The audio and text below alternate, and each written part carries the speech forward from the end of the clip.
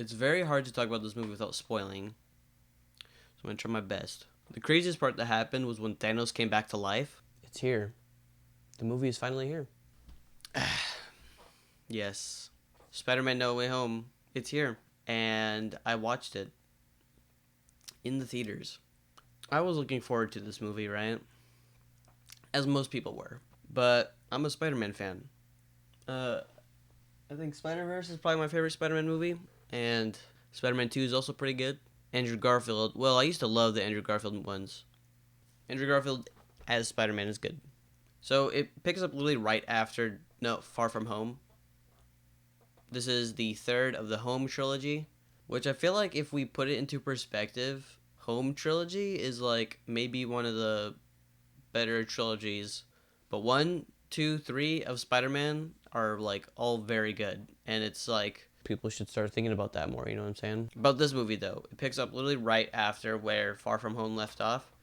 And the setup to this movie, I mean, from Far From Home, kind of makes Mysterio one of the better villains.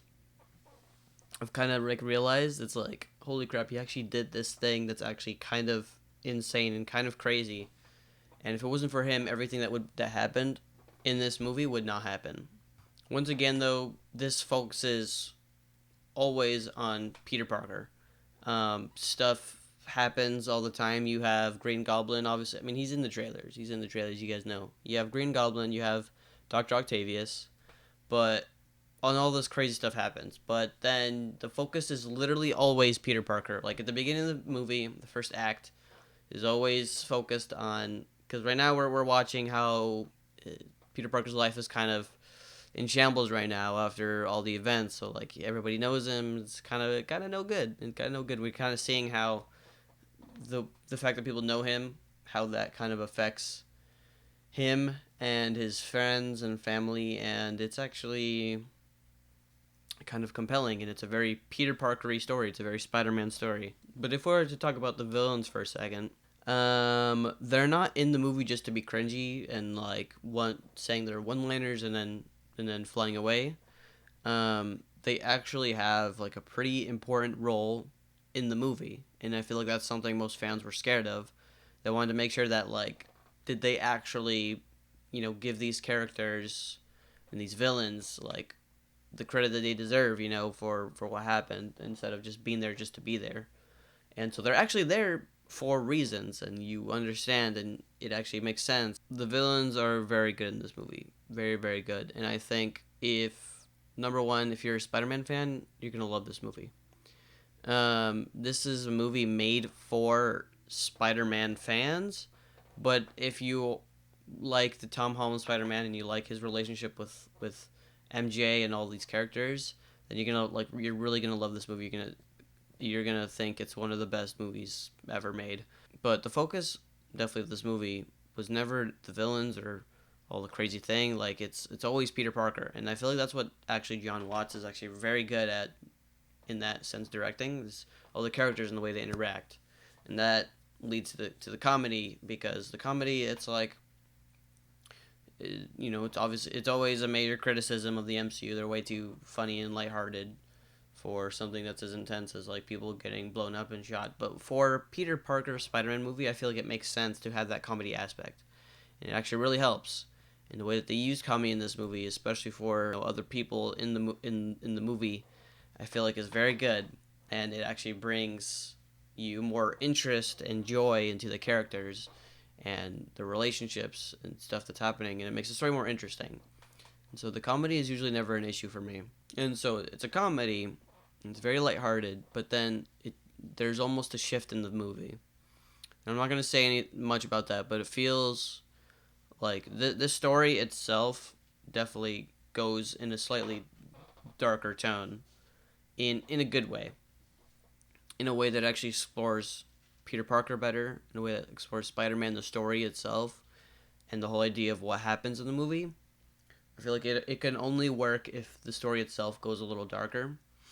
And people might say that they wouldn't want those comedy bits in those moments, but for some reason, it just flowed really nicely.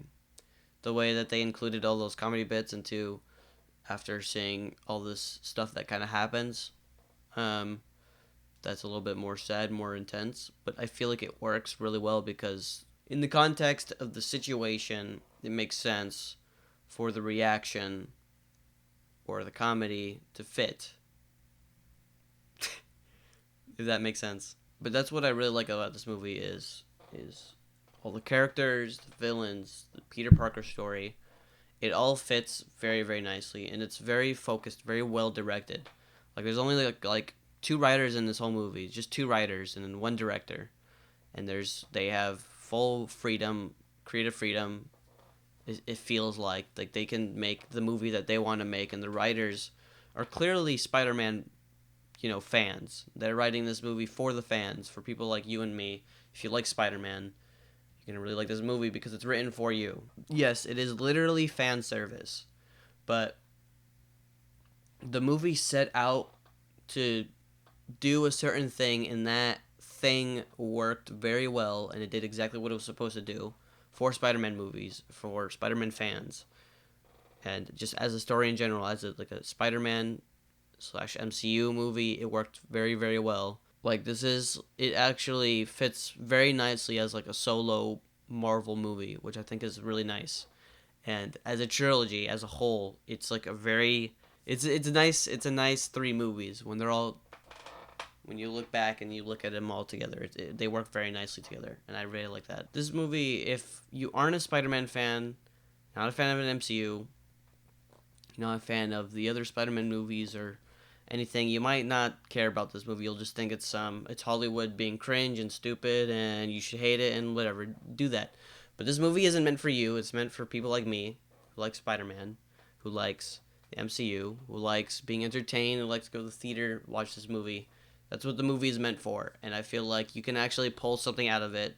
Especially, you can feel connected to the characters, especially if you watch the other ones. You feel the connection, you feel the emotions, and this is definitely probably the most emotional Spider-Man movie, especially next to like Homecoming. I just love the tone, and I love everything that happens in this movie because it works very well, and it's a much needed thing that stuff that happens in the movie is a much needed thing that needed to be for Spider-Man, for Peter Parker in the MCU.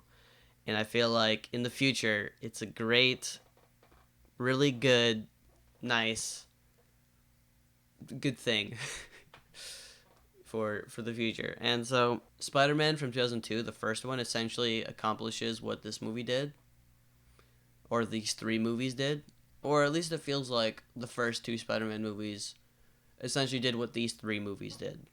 And so, but it sets up a really nice future that I think more movies can add on to everything that happens, and it's great. It's very nice. And so the purpose of this film is fulfilled. There's no cringiness, no lame stuff. Good, it's good writing. It's very well written, like in an action sense and like a Hollywood movie MCU sense. It's very good. It's a very good movie, like seriously, and like I was thoroughly entertained by it. I really want to go see it again. Definitely gonna be coming back to this movie in the future for sure. Really enjoyed this movie. I think you should check it out if you love Spider-Man. Most people like Spider-Man. If you enjoyed the originals, then you'll probably enjoy this one as well. I'm just very satisfied with everything that happened. I feel very good about the vibes. Very good. Very good vibes. I'm thinking an 8 to a 9 on this out of 10. For if I'm being honest, probably top 10, top 15 of the year. Maybe like top 5 MCU movies. Seriously. Like what this movie did, what this movie accomplished, the things that happened in this movie. Like I literally couldn't believe that this was actually going on. The stuff that was happening, it didn't make sense, but in a good way. Like my brain couldn't process the fact that the stuff happening was actually happening, and it was just like it was a very interesting feeling. And I love the theater the theater we went to. Everybody was cheering, everybody was clapping, and it was like it was a lot of like Endgame vibes. Like this movie is like as epic as Endgame. I feel like. Maybe not as epic, but the hype almost seems as high, if not higher. 8 to a 9 on this. Leaning more towards a 9. I had fun. What am I supposed to do? I had a fun time. This movie is catered to me.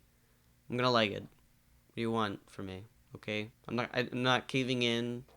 I'm not caving in to the Hollywood, people. It was a good movie and I liked it. And I think you should watch it. And check it out. It's still in theaters. Yes. Check out my other videos. Follow me on Letterboxd. You don't even know what that is, but you better follow me on Letterboxd. And subscribe for more videos. I got a lot of videos like this, so this is a little bit longer video. Hopefully you guys enjoyed. I really like this movie. Check it out. See you guys next time.